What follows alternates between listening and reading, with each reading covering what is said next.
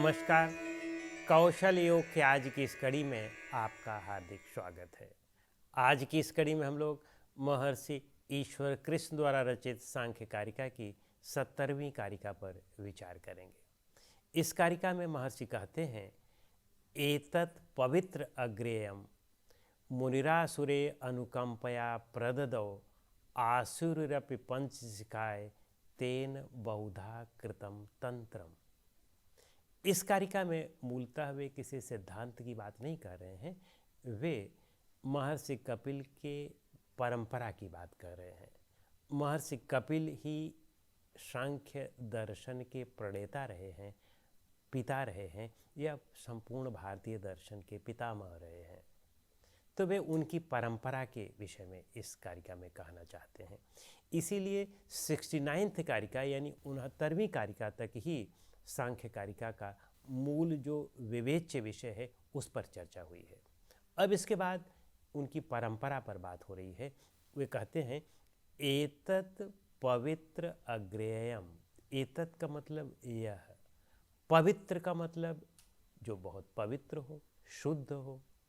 अग्रेयम, अग्रेयम का मतलब अग्रणी, यानी यह शुद्ध ज्ञान, यह अग्रणी ज्ञान।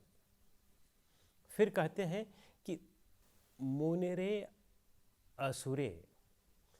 असुरे का मतलब यहाँ पर आसुरी, यानी मुनि जो थे, श्रेष्ठ मुनि। अग्रमेयम यानी जो श्रेष्ठ थे। श्रेष्ठ मुनि कौन है?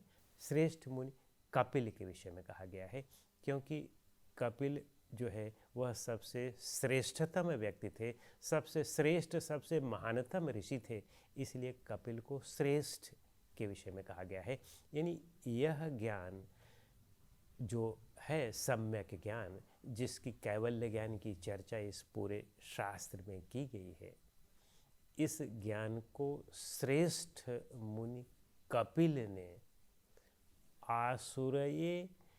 आसुरी को, उनके जो सबसे प्रमुख पट्ट शिष्य थे वे महर्षि आसुरी थे, आचार्य आसुरी थे, उनको अनुकंपया, कृपा पूर्वक, उनको के ऊपर कृपा करके प्रददौ, उनको प्रदान किया।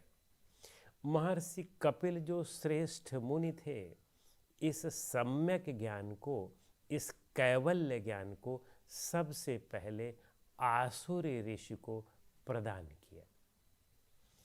यानी कहा यह जाता है कि श्रेष्ठ मुनि कपिल वे पैदाइशी यानी जन्मजात सिद्ध थे, मुक्त होकर के पैदा हुए थे। यद्यपि यह तो केवल उनकी प्रशंसा में कहा गया है। जो पुरुष मुक्त हो गया हो, पूर्व पहले जन्म में मुक्त हो गया हो, फिर वह दूसरा जन्म ले ही नहीं सकता है। लेकिन वे चूंकि बहुत पहले से ही कुशाग्र बुद्धि के थे, आन्वीक्षिकी बुद्धि के थे, और बहुत कम उम्र में ही उन्होंने सिद्धि प्राप्त कर ली थी, इसीलिए उनको यह कहा जाता है कि वे जन्मजात सिद्ध थे।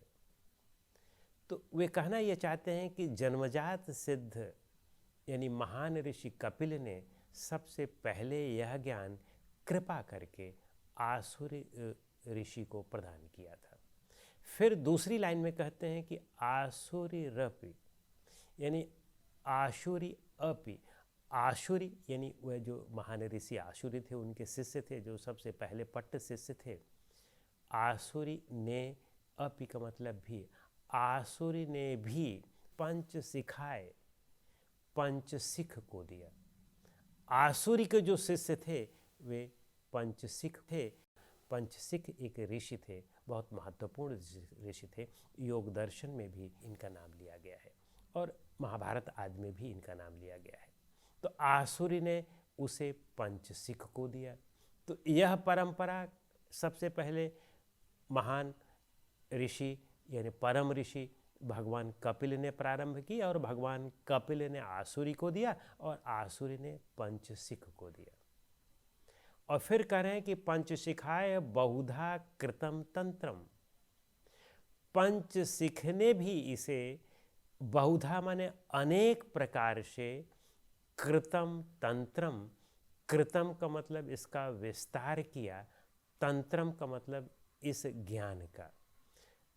पंचसिख ने इस ज्ञान का विस्तार किया। उनके कहने का मतलब है कि भगवान कपिल मुनि ने इस ज्ञान के जो प्रणेता थे, उन्होंने यह ज्ञान आसुरी को दिया। और महान ऋषि लोग अपने ज्ञान का प्रचार प्रसार बहुत नहीं करते हैं, ये तो उनके शिष्य लोग करते हैं। तो उन्होंने तो यह ज्ञान बहुत गुह्य था, बहुत गूढ़ था, तो एक महान ऋषि आसुरी को दिया, और आसुरी ने पंचसिख को दिया।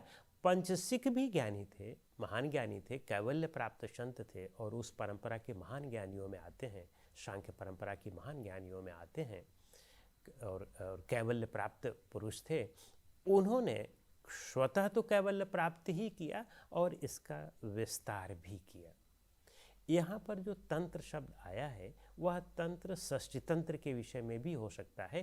कहते हैं, कुछ लोग कहते हैं कि षष्ठी तंत्र जो सांख्य दर्शन का सबसे मूलभूत ग्रंथ है, सबसे प्राथमिक, सबसे पहला ग्रंथ है, कहते हैं कि महर्षि कपिल ने लिखा था। लेकिन कुछ विद्वान कहते हैं कि महर्षि कपिल ने नहीं लिखा था, महर्षि कपिल के शिष्य आसुरी के शिष्य पंचसिख ने लिखा था। तो इसीलिए यहाँ पर ये कहा गया है कि पंचसिख ने इस तंत्र के ज्ञान का विस्तार किया, या इस तंत्र के ज्ञान को, यानी षष्ठी तंत्र के या इस दर्शन के ज्ञान का सब में, जनता में विस्तार किया। यह विद्वत समाज में इसका विस्तार किया, एक पुस्तक के माध्यम से भी और वैसे ही प्रचार प्रसार के माध्यम से भी इसका विस्तार किया गया।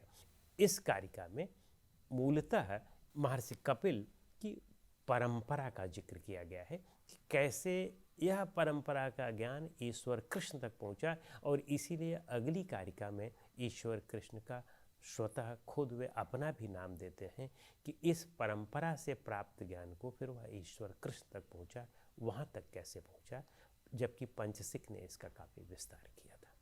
तो चूंकि अब वह षष्ठी तंत्र ग्रंथ लुप्त हो गया है, तो इसीलिए ईश्वर कृष्ण को एक नए ग्रंथ की रचना करनी पड़ी, जबकि वह ग्रंथ षष्ठी तंत्र का ही एक आप समझ लें कि एक छोटा सा ग्रंथ है, लेकिन वह षष्ठी तंत्र का ही से ही पूरी तरह से लिया गया है। सांख्य कारिका के विषय में एक नई रचना करनी पड़ी, जबकि षष्ठी तंत्र ग्रंथ ऑलरेडी था, लेकिन वह ग्रंथ लुप्त हो गया है। इसीलिए सांख्य कारिका को ही अब सबसे प्रामाणिक ग्रंथ माना जाता है सांख्य दर्शन का। तो इस तरह से इस कारिका के विषय में इतना ही। अगली कारिका के लिए हम लोग अगली कड़ी में मिलते हैं।